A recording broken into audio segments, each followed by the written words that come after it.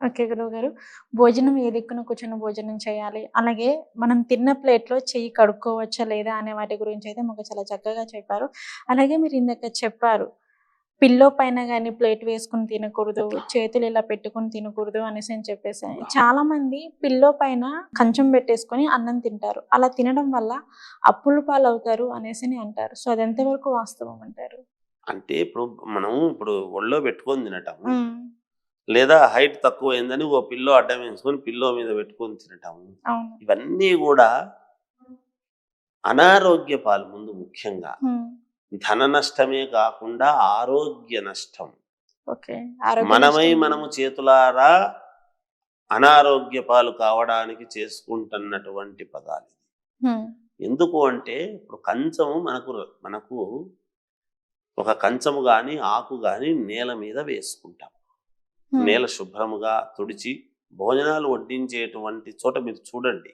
అవును. ఒక చోట మీకు తెలుస్తుంది. మనం ఇంట్లో గాని లేదు. అవును.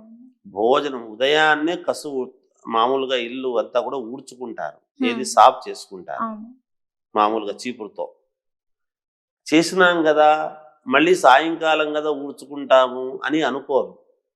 భోజనాలు పెట్టే ముందు కూడా ఒకసారి మళ్ళీ శుభ్రత చేసి చేతులు కడుక్కొని వాళ్ళు హ్మ్. ఏదైనా బాగలేకపోతే కాస్త నీళ్లు జల్లి శుద్ధి పెట్టి మామూలుగా ఇది చేసి అలికి అప్పుడు కంచాలు గాని, ఆకులు గాని వేసేటువంటి సాంప్రదాయం. ఎందుకు అలా చేస్తారు అంటే దాని మీద మనం అటు ఇటు పాదాలతో నడిచుంటాం. హ్మ్. ఆ నడిచినప్పుడు బయట నుంచి వచ్చినా, చేసినా ఇంట్లో నుంచి బయటికి పోకుండా ఉండము గదా! అవును. ఉంటాము గదా! పోయుంటాము గదా! ఖచ్చితంగా. మరి పాద ధూళి అంతా గూడా ఏమవుతుంది? ఆ పాద ధూళి అంతా గూడా ఇంట్లోకొచ్చి పడుతుంది. ఆ ధూళిలో అట్లాగే మనము కంచము భూమి మీద పెట్టుకొని మనము తింటున్నాము అంటే అది గూడా అనారోగ్య హేతువే. హ్మ్. అందుకనే తినే ముందు కాళ్ళు, చేతులు శుభ్రంగా ఇంతవరకు కడుక్కోవాలి అని. ఒకవేళ ధూళి అది ఉంటే గూడా పోతుంది అని. హ్మ్. శుభ్రంగా కడుక్కొనొచ్చి తింటాం. తినటం అనేటువంటిది కింద శుభ్రం చేసుకొని, కిందనే పెట్టుకొని తినాలి. భూమి మీద పెట్టుకొని మనము తినాలి అన్నం అనేటువంటిది. టేబుల్ మీద, మన మీద, దిండ్ల మీద, పరుపుల మీద అనారోగ్యం ఇప్పుడు హాస్పిటల్‌లో ఉండేటువంటి వాళ్ళు హ్మ్. అలా పడుకొని ఉంటే కాస్త ఏదో తిప్పి పైకి లేపి కాస్త పెడతారు. ఎందుకు? అనారోగ్యముతో ఉన్నాడు కాబట్టి. అవును. మరి మనం ఏ అనారోగ్యంతో ఉన్నామని ఇంట్లోనే మీద పెట్టుకొని, దిండు పెట్టుకొని తింటాం? ఓకే. ఏం చేస్తున్నట్టు దీన్ని? అందుకనే అట్లా తింటే ఏమవుతుంది అంటే ఆయుక్షీణము అన్నాడు. ఆయుష్ పెరిగేదానికి బదులు మనము తగ్గిస్తుంది. తగ్గించుకోవటము అని. హ్మ్. ఆయుక్షీణానికి సవాలక్ష చెప్పాడు. ప్రతి మనిషి రోజు చేసేటువంటి పనుల్లో, నెల నెలా చేసేటువంటి పనుల్లోనూ ఆయుష్ ఎలా పెరుగుతుంది, ఎలా తగ్గుతుంది అనేటువంటి వాటికి మనము నడుచుకునేటువంటి విధానాల్లోనే, రోజు చేసేటువంటి పనుల్లోనే చెప్పాడు ఆయుక్షీణం ఏమిటి అని. ఎట్లా చేస్తే ఆయుక్షీణం అని. ఏ రోజు తలకు పోసుకుంటే ఆయుక్షీణం. హ్మ్. ఎప్పుడు జుట్టు కత్తిరించుకుంటే ఆయుక్షీణం. ఆయుష్ పెరగాలి అంటే ఎప్పుడు చేసుకోకూడదు. ఎలా తింటే నీకు ఆయుష్ ఉంటుంది. భగవంతుడు ఇచ్చినటువంటి దాన్ని నువ్వు పూర్తి చేసుకుంటావు. హ్మ్. ఇవన్నీ కూడా చాలా ఉన్నాయి. మరి రోజు వాడేటువంటి విధానాల్లోనే ఉంది మనకు. అవును. రోజు మనం ప్రవర్తించేటువంటి తీరులోనే ఉన్నది. అందువల్ల దిండు మీద పెట్టుకుంటే ఏమవుతుంది? ఏముందిలే ఏదో చెప్తుంటారులే, ఏదో పని లేదు, మాకు వసతి లేదు అని మీద పెట్టుకొని తింటుంటారు. హ్మ్. తెలియక చేసేటువంటి పని. ఓకే. కింద పెట్టుకొని భూమి మీద పెట్టుకుంటే ఈ మనిషి అలా కలిపి తీసుకునేటువంటి విధానానికి ఒక పద్ధతి ఉంటుంది. ఓకే. ఆ పద్ధతి ప్రకారముగా తింటేనే, ఏది ఎలా తినాలో అలా తింటేనే, ఏది ఎలా పాటించాలనో అలా పాటిస్తేనే, మన నడవడిక ఎలా నడవాలో అలా నడిస్తేనే మనకు భగవంతుడిచ్చినటువంటి ఆయుష్ను మనం పూర్తి చేసుకోగలుగుతాం. ఓకే. లేకపోతే భగవంతుడు వానికి అంతే పెట్టినాడు ఆయుస్సు, హ్మ్. తక్కువలో పోయినాడు అని మనం అనుకుంటుంటాం. భగవంతుడు ఏమి ఎవ్వరికి పక్షపాత బుద్ధితో తక్కువ ఇవ్వలే. మనము చేసేటువంటి పనులు మనకు తగ్గించుకుంటున్నాం మనమే. మన చేతులారా మనం తగ్గించుకుంటున్నాము. హ్మ్. మనము పెంచుకోవాలి అంటే మనము పాటించే విధానాలు పాటించాలి. మనం తగ్గించుకొని వాడు భగవంతుడు పాపం వాడికి ఇంతే రుణం పెట్టినాడు, లేకుంటే చాలా మంచివాడు, ఇంత తక్కువలో ఇదైనాడు, అర్ధాయుష్కుడు ఇంతలోనే పోయినాడు అంటే భగవంతుడు ఎవ్వరికీ పక్షపాత బుద్ధితో పెట్టలేదు, అందరికీ 120 సంవత్సరాలు ఇచ్చాడు. మనం అందుకే 60 ఏళ్లకు షష్ఠి పూర్తి చేసుకుంటున్న కారణం. 50కి చేసుకోవచ్చు కదా.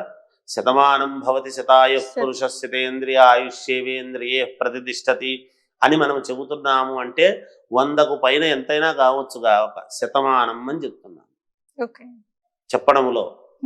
పైన 120 సంవత్సరాల ఆయుష్ ఇచ్చిన వాడిని మనము చేసేటువంటి పనుల వలన, మనము నడిచేటువంటి నడవడిక వలన మనము చేతులారా చేసుకొని తప్పితాలు చేసుకొని నీకు జ్ఞానం ఇచ్చినాడు. పశువులు కూడా మేతకని బయటికి పంపిస్తే వాటి యజమాని ఇళ్లకే వస్తాయి సాయంత్రం అయితే కదా, వాటికి జ్ఞానం ఉంది కదా. మరి జంతువునాము నరజన్మ దుర్లభం అంటే మా జంతువులలో మానవ జన్మ అత్యుత్తమమైనటువంటి జన్మ అని మనము పొందినప్పుడు, మనకు జ్ఞానం అనేటువంటిది భగవంతుడు ప్రసాదించినప్పుడు మనము ఆలోచన జ్ఞానం ఎక్కడికి పోయింది, మనం ఎలా ఉండాలి, ఎట్లా నడుచుకోవాలి, ఎట్లా తెలుసుకోవాలి, అవి పాటించకుండా మనం చేతులారా చేసుకుని మన జీవితాన్ని మనమే తగ్గించుకుంటున్నాం తల్లి. భగవంతుడు ఏమీ తగ్గించలేదు, భగవంతుడు అందరికీ సమానంగా ఇచ్చాడు. మనిషి అంటే ఇంత అనిస్తాడు. మరి అడగొచ్చు ప్రశ్న, ఎందుకంటే మరి నిజమే గురువు గారు, కొంతమంది సంవత్సరమే పుట్టి పోతున్నారు కదా చిన్నపిల్లలుగా ఉన్నప్పుడు, వాళ్ళేమి పెద్దగా పొరపాట్లు చేశారని వాళ్ళు అంత తక్కువ ఇదిలో పోతున్నారు, మనమంటే సరే ఇంత వయసు వచ్చిన తర్వాత తప్పులు చేశామని పోయింటాము కదా.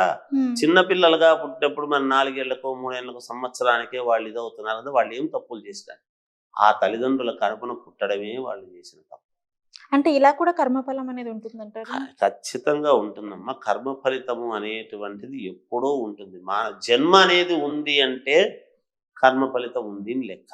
అంటే కరెక్టే, జన్మ అనేది ఉందంటే దానికి కర్మ ఫలితం అనేది ఖచ్చితంగా ఉంటుంది గురుగారు. కానీ తల్లిదండ్రులు చేసిన తప్పులు కూడా పిల్లలకి వస్తాయంటారా?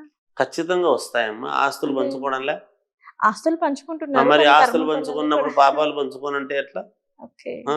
దానికి మన పరిహారం అందుకే రుణానుబంధ రూపేణ పశుపత్రి సుతాలయ అన్నాడు.